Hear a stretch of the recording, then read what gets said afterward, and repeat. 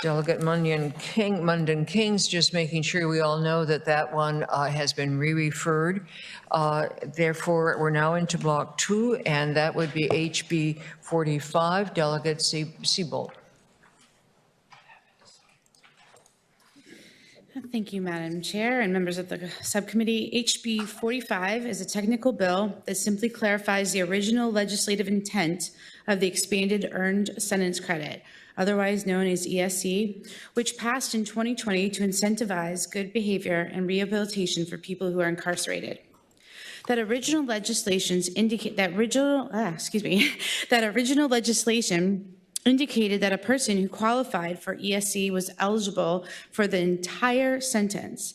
However, the current policy, which is now interpreted by the Office of the Attorney General, limits the amount of credits that can be earned during pretrial detention.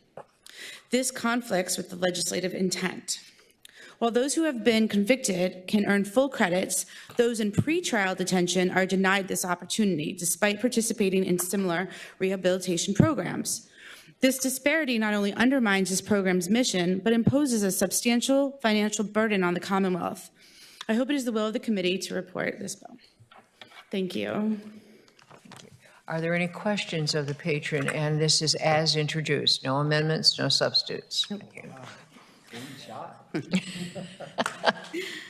Let's 30 it up. Seeing no one request to speak, anyone speaking in favor of HB 45, please come to the microphone.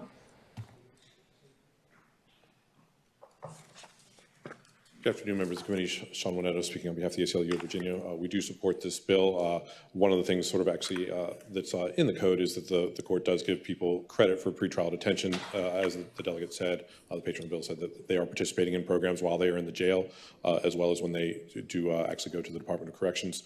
So we're just asking for equitable time to be credited to them as they earn it. Again, it is the earned sentence credit program, so this is not something that's simply given to you. And this legislation was really carefully crafted by this committee in 2020 during the special session. So we ask that you'd make sure that the work to make sure that the Department of Corrections gets in line with the legislative intent that you had 4 years ago. Thank you. Thank you. Good afternoon, Chair Watson, committee. Sheba Williams with no left turns. I don't think I need to add any more. We support the bill. Thank you. Thank you. Marian Kramer from Virginia Justice Alliance, and we support the bill as well. Thank you. Taj Manheft from the Humanization Project. We support the bill for all the aforementioned reasons. And just to reemphasize, this is simply putting policy to match the legislative intent, which has not been enacted currently. Thank you. Thank you. Ben Knotts, Americans for Prosperity. We support the bill. We think it's important to create incentives for folks to change before they get out as opposed to hope they change when they get out. So we think this is a good policy. Thank you. Thank you. Is there anyone here speaking against the bill? Please come to the microphone.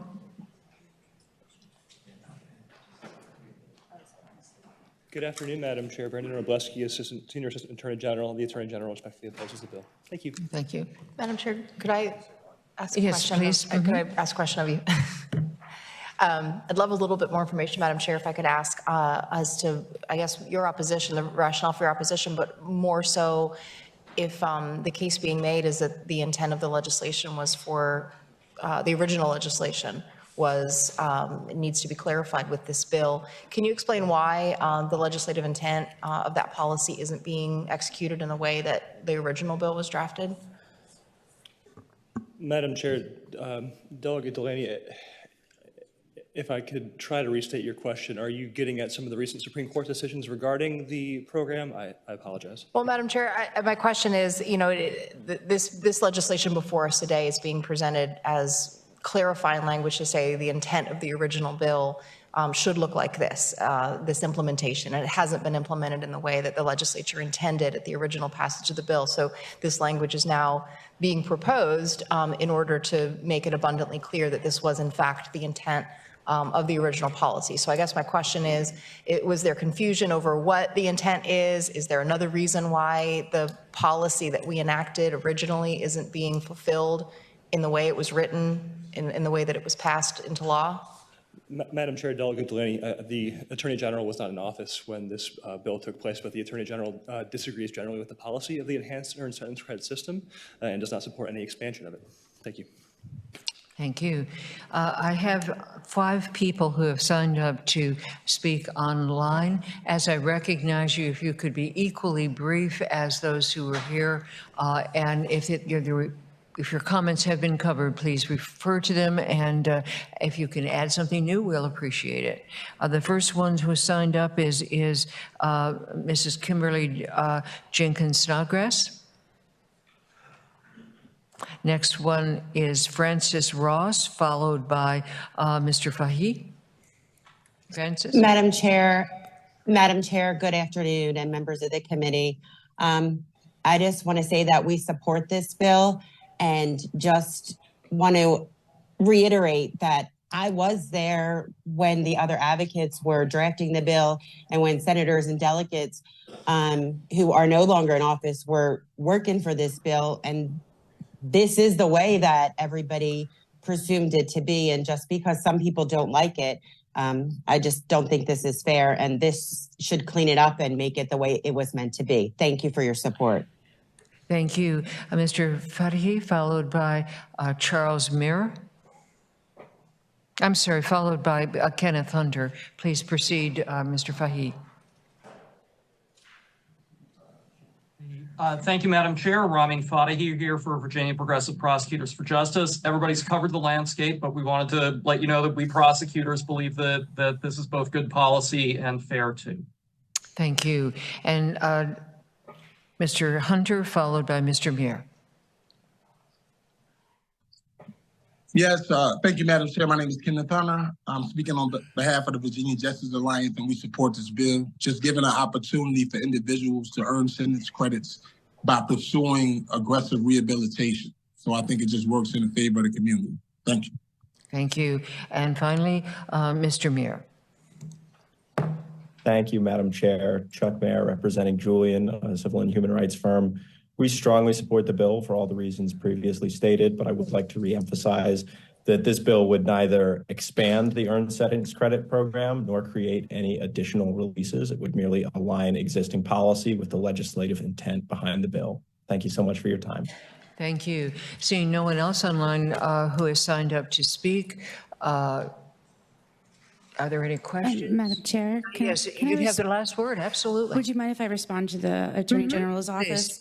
Just want to clarify that we are not here to legislate this bill. This is law, and it was decided in 2020. And the Attorney General's office can't just disagree with a law and not believe in the policy that was created by this body and decide not to enact the law. I don't have a law degree, but I'm pretty sure that is not legal. And he should, if the intent of this bill, if the intent of the 2020 bill was to include all time served, then that needs to be enacted. So those are my thoughts. Thank you. Are there any, seeing no one on the panel requesting to speak, a motion is in order. Move to report. Second. It's been moved and seconded that HB 45 be reported. Please open the roll. Members, cast your vote.